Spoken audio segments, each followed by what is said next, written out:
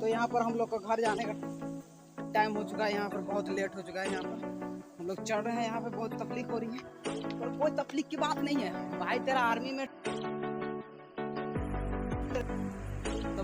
में ट्रेनिंग ले चुका है। यहाँ पर देख सकते हैं हमारे साथ यहाँ पे सेल्फी लिया जा रहा है गाइस। तो यहाँ पर हमारे साथ, तो यहाँ पर जल्दी यहाँ पर चलते हुए हम लोग के साथ वो लोग घूमते फिरते फिर से यहाँ पे पहुँच चुके हैं। ओ भाई निकल चुके हैं। Bye bye.